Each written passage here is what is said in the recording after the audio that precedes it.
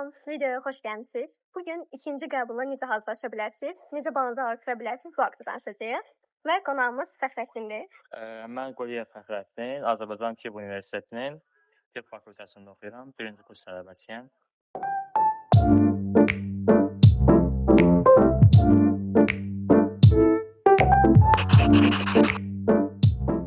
Sənin üçün niyə həkimlik?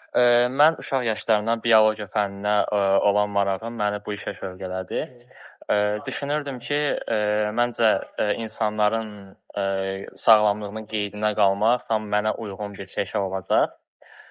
Həmçinin tibb mənə görə daim inkişafda olan bir sahədir. Bundan əlavə olaraq inkişafda olan bir sahə üçün daim çalışmaq, əzm və qətiyyət göstərmək vacibdir. Bu da düşünürəm ki, mənim standartlarıma uyğundur. Ona görə də mən həkimlik ixtisasını seçdim. Nə olmaq istəmək? Hansı ixtisasdan Necə? ixtisaslaşmaq istəyirsən? Neyrocərrah olmaq istəyirəm Allah köməyinə inşallah. Okay. Universitet təsəvvür elədiyim kimi bir yer idi mən. Məsələn, abituriyent Fəxrəddinin ağlındakı tibb universiteti necə idi? İndiki nə qədərini qarşıladı? İlk öncə atını seçməyində səbəb o idi ki, mənim fikrimcə Azərbaycan Tibb Universiteti Azərbaycanda tibb ixtisasına yiyələnmək istəyən insanlar üçün, tələbələr üçün çox yaxşı bir seçimdir. Həm praktiki, həm də nəzəri cəhətdən bu sənədləri yiyələnməyə bizə kömək olan bir universitetdir. Abituriyent vaxtı təbii ki, fikirlərim tamam başqa, universitet vaxtı fikirlərim tamam başqa oldu. Abituriyent dönəmində hazırlaşarkən universiteti elə bilirdim ki, ancaq abituriyentdə necə olacaq, realda da universitetin özündə də elə olacaq.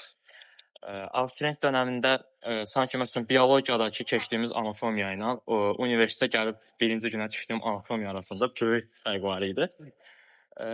Universitetdə inşallah gələcək olan birinci kurs tələbələri də məndən yəqin ki, razılaşacaqlar.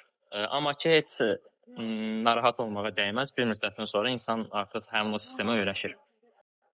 Keçən dəfə deyəsən TikTokda yazmışlar ki, birinci kurslara 70 səhifə dərs veriblər. Bizdən arxam. Birinci gün 70 səhifə dərs veriblər. 70 səhifə. Əslində universitetə gələn məsələn birinci kurs tələbələri adətən deyir ki, 60-70 səhifə bizə anatomiya verirlər.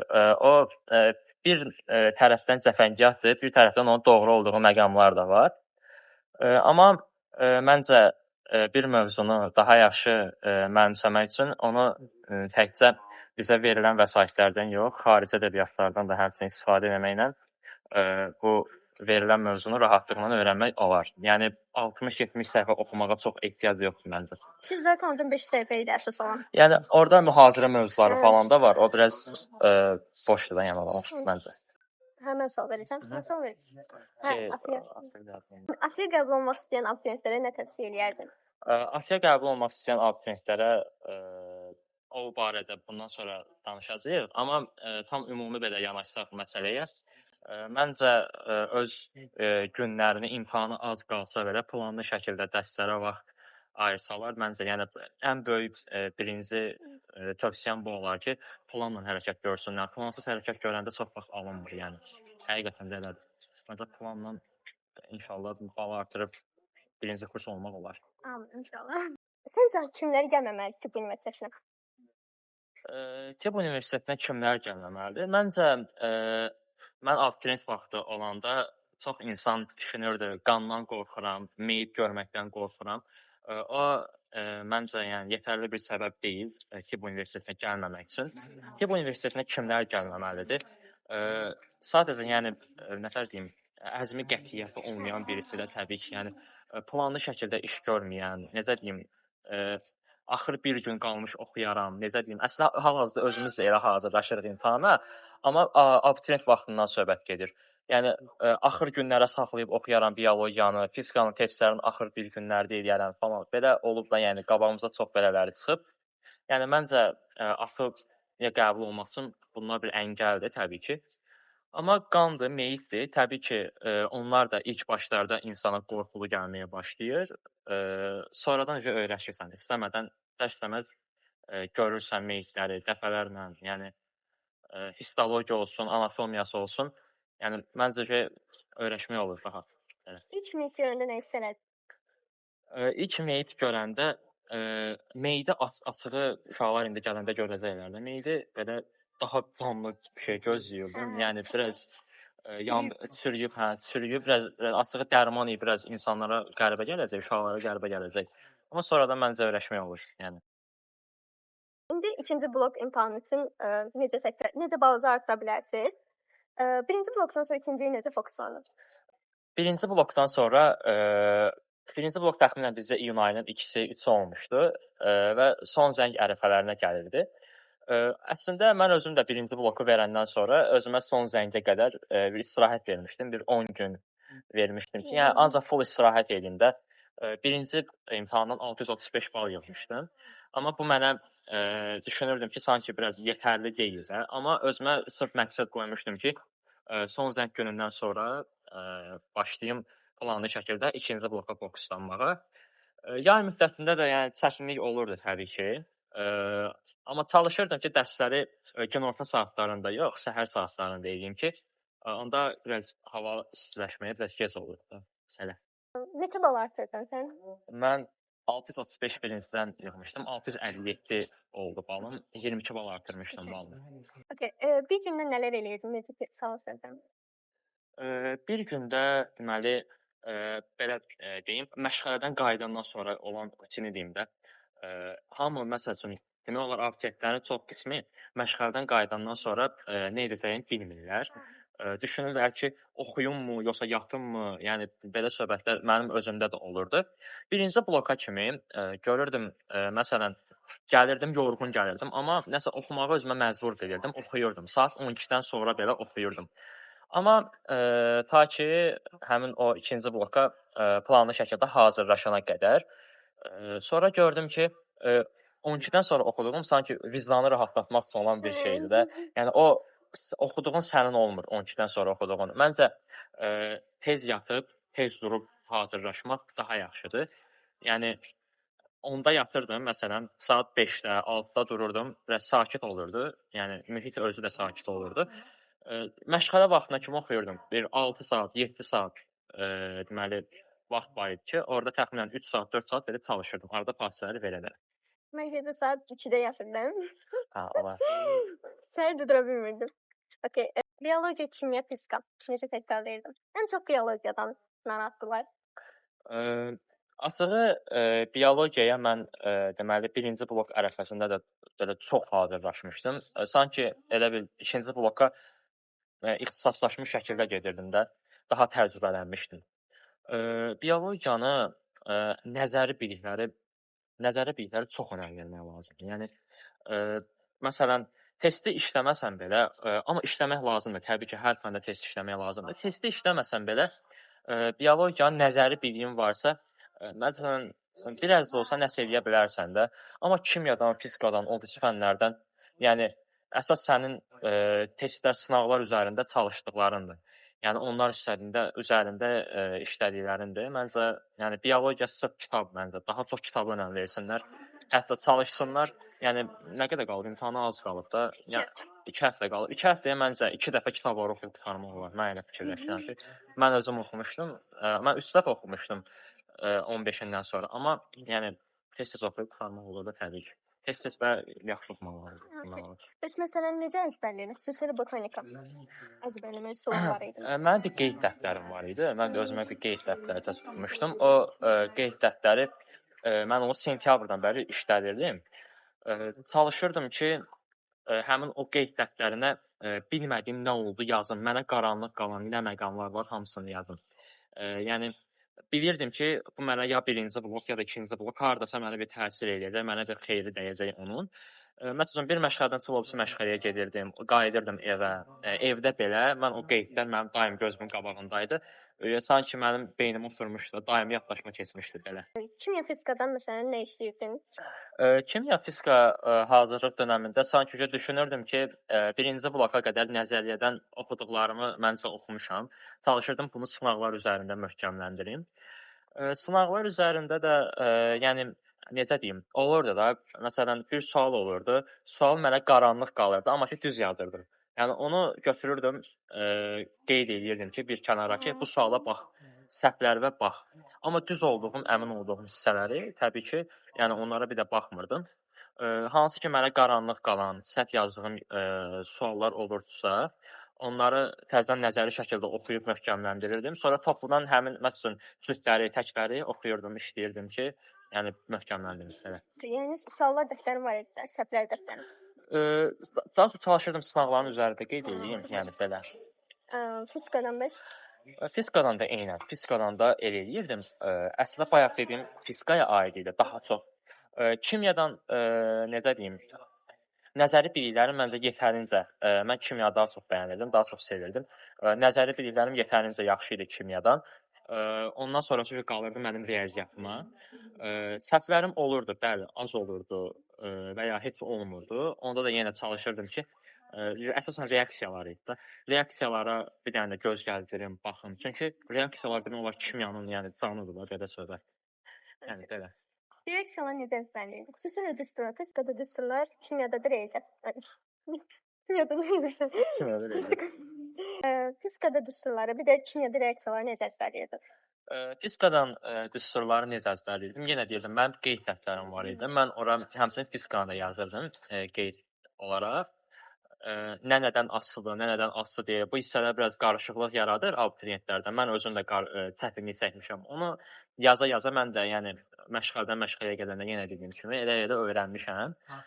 Amma kimyadan da aşağı yaşda başlamışam hazırlıqlara. Yəni 8-ci sinifdən 8-ci sinifdən başlamışdım. Onda reaksiyalarda ona görə mən 11-ci sinifdə elə çətinlik çəkmirdim. Mən belə tövsiyə edirəm ki, məncə 4-cü qrupa başlamaq istəyən abituriyentlər 9-cu sinifdən başlasa daha yaxşı olar. Elə vaxt olur ki, 10-11-ə məsələn ya potensialı biraz daha aşağı olan şagirdlər var. Yəni bu normaldır təbii ki. Mən özüm də bəlkə də 10-11-də başlasaydım hazırlaşmağa, indiki nəticəni yığmayasaydım. Yəni belə. Test olaraq nə işləyirdin? Mən çalışırdım ki, 2-ci blok dönəmində deməli modellərə, ötən ilin qəbullarına önəm verim. Çünki həqiqətən də mən 2-ci blokda yəni keçən illərin, əvvəlki illərin modelləri, necə deyim, qəbulları ilə çox rastlaşdım. Hətta həmin sualın gəldi, özü düşdü də mənə. Yəni necə deyim, ya olurdu rəqəmi dəyişdirilmiş halda. Yəni imtahana gedəndə çalışmışdım ki, maksimum üçün gedim, maksimum yığmaq üçün gedim. Yəni ona görə də hər bir testi işləyirdim ki, mən orada yad gələn bir test olmasın. Yeni bir test salınsa belə onun öhdəsindən gələ bilir. İmtahandan bir gün öncə necə keçdi? Stressliydinmi? Stresi necə idarə edirdin? Bir gün öncə əslində belə deyim, mən çalışıram ki, 2-ci blokla 1-ci bloku müqayisəli deyim. 1-ci blokdan öncə mən imtahan gecəsi yatmamışdım. Bütün gecə oyaq qalmışdım. Yəni olurdu götürdüm, hətta imtahan vaxtı gözümə su vururdum ki, ayılım da belə vəziyyətdə idim. Amma heç tövsiyə görmürəm də. Sadəcə 12-dən sonra yenə dediyim kimi, vicdan rahatlatmaq üçün olan bir oxumaqlar idi və 12-dən sonra olan oxumaqlar. Amma 2-ci blok vaxtı isə saat 11-də yatmışdım. Səhər 5-də yenə durmuşdum. Oxuyub çalışmışdım. Yenə də yəni ayrıla bilmirdim də kitabdan ki, yəni mən orada gedib maksimum yazmalıyam. Belə. Yəni imtahan stressindən də qalsa, təbii ki, stres lazımdır bir yerə qədər. Stresin olmaması da pisdir. Stresin çox olması da pisdir. Yəni stres olmayanda adamda arxayınçılıq yaranır. Onun üçün biraz çətin olur yazmaq.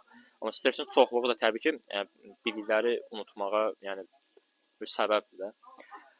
Amma məsələn mən tövsiyə edirəm ki, imtahana oturanda birinci bildiyimiz suallardan başlayaq ki, o bizə bir motivasiya olsun. O da nə də olsa bizim stresimizi azaltmağa yəni kömək edir. Həmin o yaza bildiyimiz suallar. İştin. Gülməli görünür belə. Mən də göründüm. İmtahanda bax bölgüsünü necə eləmişdin? İmtahanda vaxt bölgüsünü biologiya, kimya məsəl üçün fizika ardıcıllığı idi. Mən biologiyanı kimyadan daha zəif bilirdim. Yəni ümumiyyətlə biologiyanın bütün 3 fənni üçündən də daha zəif idim biologiya fənnindən. Ona görə məsələn vərəqi açanda gözümü yumub açdım ki, orada gözümü yumub açdım ki, gördüm yəni orada yəni birdən bilmədiyim şey olar. Mən həvəsdən düşərəm də. Amma ilk öncə bizə vərəq verəcəklər də. Təbii ki, bilirsiniz ki, gətirib bir cavab kağızı verəcəklər. Orada açdım elə biologiyanın situasiyalarına baxdım. Alimlərin adını görmüşdüm. Elə bildim ki, gəldi biopezdan falan düşəcək də, həyatın əmələ gəlməsindən, amma yəni daha rahat düşdü. Heç yəni stressə düşməyə ehtiyac yox imiş. Onda biraz stressli oldum. Amma kitabça gələndə, sual kitabçası açdım, elə gözümü yumdum, kimyanı açdım. Sonra keçdim fizikaya, ən axırda biologiyaya. Yəni ən yaxşı hansını bilirsinizsə ondan başlayın. Mən belə tövsiyə edirəm. Deməli, deyim də, mənim 1 saat yarım ərzində, 1 saat yarım mən hər sualın 27-sinə vaxt ayırmışdım. Situasiyaları ən axıra saxlamışdım. Qalan deməli saat yarım ərzində deməli 45 dəqiqə kodlaşmaya, 45 dəqiqədə situasiyalara baxdım. Arada olurdu. 1 saat yarım ərzində görürdüm məsələn 27 olan suallardan, ilk 27 suallardan olurdu boş qoyduqlarım. Onları axırda gəlib qayıdıb baxırdım. Yəni belə mütləq onu məsləhət görə bilərəm ki, testləri işləyəndən sonra bir dənə də qayıdıb yoxlayın. Yəni o mənə birinci blokda baha başa düşmüşdü o. Yəni amma ikinci blokda səhvlər eləmədim. Belə. Yox, çatdırmışdım. Mən sadəcə elə bil tələsdim, elə tez qurtarıb çıxmaq istədim belə. Məsələn 10-40 bal arası artırmaq istəyən uşaqlara nə tövsiyə edərdin? Təbii ki, balını 10-40 bal artırmaq istəyən abituriyent müəyyən bir balı yığa bilib ki, yəni məsələn tutaq ki 590 bal, 600 bal yığıblar, istəyirlər ki 20 bal artırsın, 620 eləsin və ya 610 eləsin. Yəni mən düşünürəm ki, bu qədər balı yığan abituriyent üçün 20 bal, 30 bal qaldırmaq elə də bir çətin vəziyyət deyil. Mən özüm də necə deyim, düşünürdüm ki, qaldıra bilməyəcəm, amma həqiqətən, yəni ikinci bloka bal artırmaq məqsədi ilə gedən hər bir abituriyent, yəni hansı ki bu adam planlı şəkildə hazırlaşıb da, yəni onun bal qaldırmaması mümkün deyil də. Bu bal qaldırmayan abituriyentlər deyim də necə? Onlar yəni bilirlər əşya idi da, yəni nə oxuyaq, nə eləyək də. Ona görə məsəl üçün olurdu, ballarını salırdılar. Yəni belə. Mən məsələn şey eləmişdim. Mən məsələn çox yüklənmişdim özüm. Məsələn 2 dəfə bir hazırlığa gündə 2 dəfə gedirdim. Həm 11-nə, həm onunla, xüsusilə biologiya ilə. Sonra kimyanı başım buraxdım biraz. Fizikanı biraz başım buraxdım, amma onu görə də 50 bal saldım. Amma yəni təbii ki, yəni oxuyursansa, mən yəni belə deyə bilərəm ki, yəni üçünü də bir balanslı şəkildə oxumaq lazımdır. Yəni məsələn sən təbii ki artıra bilərdin. O fizikanı falan kimyada biraz təbii ki boşluqlar olmasaydı. Yəni birindən tutanda o birisilər itməsin də gərək hamısını bir yerdə tutub yığıb saxlaya biləsən. Mən özüm də olurdu. Biologiya məşğələsində 4 saat, 5 saat belə otururdum. Amma fizikana kimyada mən də çox oturmurdum. Ona nəsə riyaziyyata güvənirdim. Yəni belə. Bir də ki onu məsləhət görə bilərəm ki, biologiyadan əzbər olan hissələr olur ki, məsələn 9, 10, 11-ci olan sinif olan hissələr yəni tamamilə əzbərdir də. Onları imtahan səhəri bir dəfə məncə üzlərindən keçsələr yaxşı olar. Hamısını yox təbii ki, vacib önəmli yerlərdə. Bütün kitabı təbii ki çatdırmaq olmaz. Bir də məsələn onları necə əzbərləyirdin? Okay, təkrar edin, amma yəni necə yadında saxlayırdın tam dəqiq olaraq? Əvvəl də demişdim, mənim qeyd dəftərim var idi. Mənim bir qeyd dəftərim var idi. O qeyd dəftərində yəni davamlı şəkildə oxuyurdum. Səhər də durdum, həmin o qeydləri oxudum. Yəni mən kitabdan oxu dediklərim, yəni hansı ki qeydləri olmayan adamlara deyirəm. Yəni amma məncə indinin özündə də yəni qeyd tutsalar, yəni olar da, yəni nətər deyim, o nə də olsa, az da olsa məsəl üçün kömək olacaq belə. Bir də biologiyadan sadəcə dərslik səncə kifayət eləyərmi? Mən bayaq dediyim tələbələr kimi eləmişsən sən də. Tibb universitetinin kitabı ilə. Deyirsən. O sadəcə marağa, yəni onlar da elə eyni şəkildə. Sən marağa nədir? Sualın nə idi yadımdan çıxdı? Oxumaq yəni səncə kifayətdir. Hə. Okay. Təbii ki, yəni biologiyadan dərslik düşür demək olar. Dim daha çox deyəndə həmişə kitab vəsaitlərinə üstünlük verir. Bayaq və əvvəl də demişdim, yəni oxumağa ehtiyac yoxdur. Təbii ki, yoxdur. Əgər sırf dimin imtahanına hazırlaşırsansa, amma sadəcə yəni universitetdə olan necə deyim, biliklərini daha da çox məsələn geniş tutmaq istəyirsənsə, əvvəlcədən özünü hazırlamaq istəyirsənsə, xarici ədəbiyyatlara önəm verə bilərsən. Mən özüm də məsəl üçün xarici ədəbiyyatlara önəm verirdim. Baxırdım, maraqlı gəlirdi ki, bəlkə mənə universitetdə bunlar lazım olar, amma təbii ki, olmadı. Olimpiadalarda iştirak edirdinmi?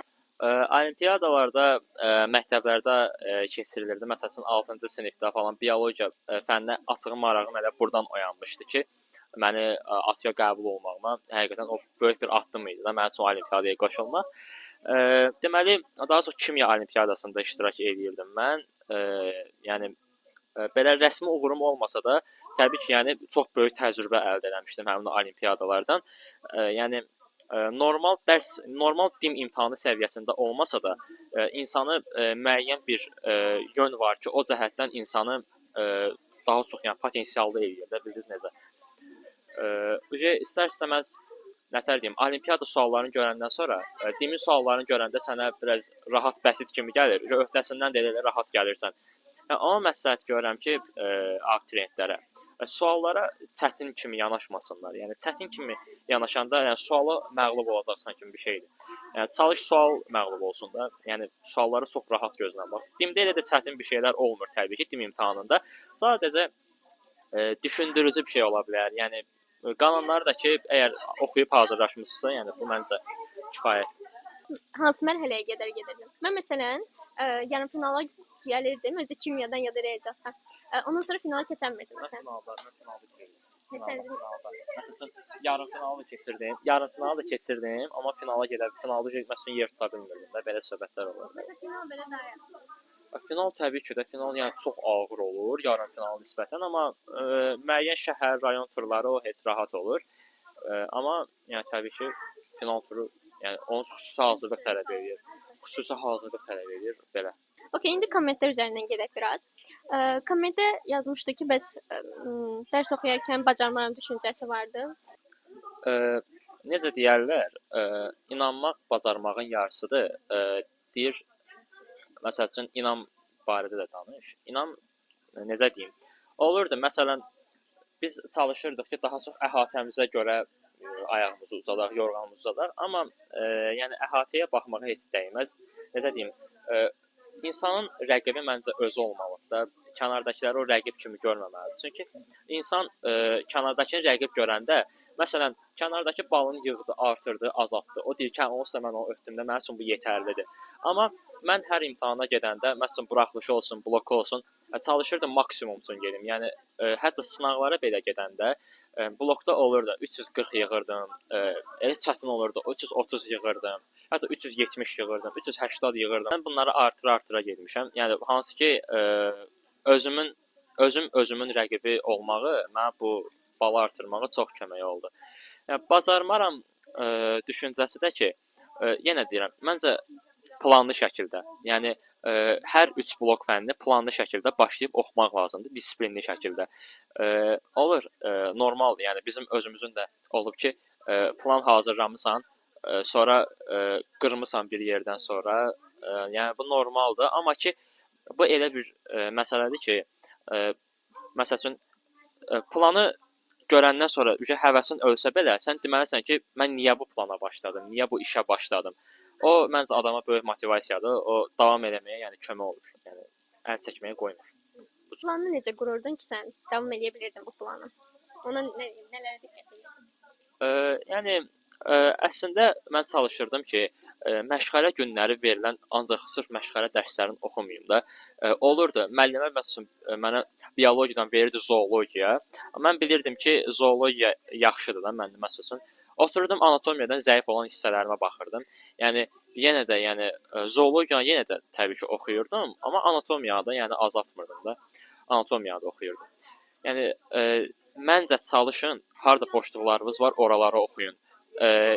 Yəni ikinci blok necə deyim? Məncə birinci bloka kimi müəllimin əziyyəti daha çoxdur. İkinci blok sanki bizim özümüzdən asılı olan bir məsələdir. Yəni məşğələlərdən çıxa bilərsən, oturub ikinci bloku özün hazırlaşa bilərsən. Yəni belə bir şey mümkündür. Deməli, məzuna qalanlar üçün nə tövsiyə eləyərdin? Məsələn, nə etməlidirlər ki, artırsınlar ballarını həqiqətən? Var mənim məzun tanışlarım var. Hətta necə deyim, mən özüm də düşünürdüm ki, həkimliyə bu il qəbul olmasam belə, yəni balı yığsam da yenə də o narahatçılıq var idi öz üzərimdə üstündəki. Həkimliyə bu il qəbul olmasam belə çalışacağam, hazırlaşım, yenə qəbul olum. Yəni məsələn oğlanlarda olur məsələn əsgərlik falan, əsgərliyə gedib qayıdım yenə də hazırlaşım, oxuyum, tək həkim olum da. Amma qızlarda belə bir əngəl yoxdur. Yəni az bal yığsa belə heç həvəsdən düşməyə ehtiyac yoxdur. Mənim yenə deyirəm, tanışlarım var ki, həkim olana, həkimliyə qəbul olana kimi oxuyublar. Hansı ki, balları məsəl üçün 400-lərdə, 500-lərdə oynayırdı. Hansı ki, bu illəri şükür Allaha yaxşı nəticələrə gəlib 600-ləri ötürüblər də, yəni. Bundan əlavə az bal yığmaqdan söhbət düşmüşkən, hal-hazırda bizimlə elə bir uşaq oxuyur ki, məsəl üçün 1-ci blokda balı 480 neçə idi, amma indi hal-hazırda gəlib bizimlə oxuyur. Yəni 610 neçələrlə bir yerdə oxuyur. Yəni məncə mümkünsüz deyil təbii ki. Mümkünsüz heç bir şey yoxdur. Sadəcə planlı şəkildə hazırlaşmaq önəmlidir. Okay. Son 18 gün qalıb. Yox, 18 deyil, 15 gün qalıb. 13-dür. Okay. Son 2 həftə qalıbdı və son 2 həftədə sən nələr edirdin? Ümumi şəkildə əsas cəmləmək istədiyim məqam odur ki, planlı şəkildə daim təkrarlar etmək lazımdır. Daim təkrarlar. Yəni mən ancaq məsəl üçün qeydlərlə oturub dururdum da. Mənim yəni ancaq qabağımda qeydlər idi. Çalışırdım ki, qeydləri gözümdən bir kənara qoymayım. Yəni hətta yəni o dəftəri daim üstümdə gəzdirirdim. Hara gedirdim öz üstümdə olurdu ki, bu qeydləri həmişə görüm. Yenə dediyim kimi kimya fizikadandakı ötən ilin qəbulların, modellərin, sınaqların işləyə-işləyə öz səhvləriniz üzərində çalışın. Nəzəri cəhətdən həmin o mövzuları yaxşıca öyrənin və topluda hamısında olmasa təbii ki, tək-cüt çalışın ki, möhkəmləndirin belə. Təzə gələn birinci kurslara nə tövsiyə edərdin? Təzə gələn birinci kurslara onu tövsiyə etmək istəyirəm ki, abituriyent həyatı ilə tələbə həyatı təmiz tamamilə fərqlidir. Yəni təmiz tamamilə başqa bir mühitə düşəsən. Yəni orada məsəl üçün abituriyent vaxtı tək məsəl üçün ən güclü sən olasansa, o tələbə vaxtı sənlər olacaq da, yəni çox adam olacaq. Səndən çox olacaq. Başa düşürsüz necə? Yəni həm də orada daim yəni rəqabət var. Tələbə vaxtında belə, yəni birinci kursda belə daim rəqabət var. Həmçinin imtahanlara hazırlıq dövründə o demək istəyirəm ki, imtahanlara çalışsınlar, məsələn, vaxtında gündəlik dərslərini oxusunlar. Gündəlik dərsi oxumamaq həqiqətən gəlir adama baha başa oturur da. Mən özüm də məsəl üçün 2 gün, 3 gün qalmış çalışırdım anatomiya kimi, histologiya kimi ağır fənlərə hazırlaşmağa.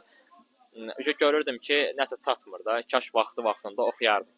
Yəni məncə vaxtında oxusalar, bir də təkrarlar eləsələr, yəni universitet imtahanları da elə çətin bir şey deyil məncə. Yox, abituriyent vaxtı daha məsuliyyətli idi. Hə, abituriyent vaxtı. Çünki universitetdə adam yorulur əslində. Universitetdə dərslər məsəl üçün fakültələrə görə dəyişir saatları. MPF 1, MPF 2 olur. Necə deyim, elə vaxt olur saat 4-də çıxırsan, elə vaxt olur saat 2-də çıxırsan. 4-də çıxanda yəni adam evə leş gəlir də. Saat 9-un yarısından dərslər başlayır, saat 4-də bitir. Bir də ki, çalışın, nə deyim, birinci kurslara, gələcək olan birinci kurslara məsləhətim odur ki, qayıbları yayın istisinə saxlasınlar 2-ci semestrdə. Birinci semestrdəki imtahan ərəfələri məncə saxlasınlar. Dekabr ayının təxminən axırları 20 neçələri falan uca başlasınlar istifadə eləməyə. Bir də ki, noyabr ayında olur da. Bizdə kop düşdü, biz rahat olduq da midtermdə. Amma ki, 2-ci semestrin qaybındakı təbii ki, yayın istisinə görə saxlamaq ən yaxşıdır. Apreldə də ki, midtermə görə. Yəni qayblardan diqqətli istifadə etmək lazımdır. Yəni çalışın heç nədə 51 ötün də, yəni imtahanlarda belə də yəni 17-ni ötün sessiyada və salam, yəni əsas budur. Nə qədər məsələn yaxşı oxuyursansa deyirsən ki, mən universitetdə dəhşət olacağam. Mən özüm də onu deyirdim ki, mən abituriyent vaxtı deyirdim məsələn, abituriyent vaxtı özümü deyirdim güclüyəm, daha güclüyəm. Universitet vaxtı yəni bütün universitetdə yəni nə dərs var, nə fən var, hamısını əla, super qəşəng öyrənəcəm. Mən elə deyil də, yəni axırıncı anatomiya imtahanına girmişdim. Ayın 24-ü idi, iyun ayının 24-ü idi. Allaha yalvardım ki, 17-ni ötüm də, bir dənə kəsilməyim. Vəziyyət elə idi, yəni. Belə. Onun üçün məncə vaxtında bayaq dediyimiz kimi dərsləri oxuyub çalışmaq lazımdır. Belə. Mən həmişə imtahanda, mən məsələn imtahan anında şey eləyirəm, sayıram bir-bir ki, aha, 51-i keçirəm, bu suallardan əminəm, 51-i keçirəmsə, rahat göndərirəm.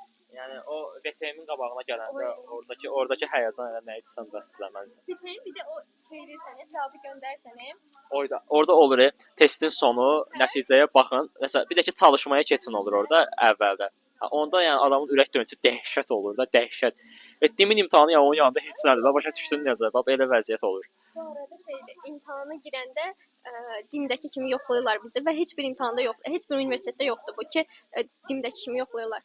Yəni içəri şpargalkadır, nə bilim, başqa bir məlumatdır, qolova yazasan, girəsən. Yəni belə söhbətlər olmur.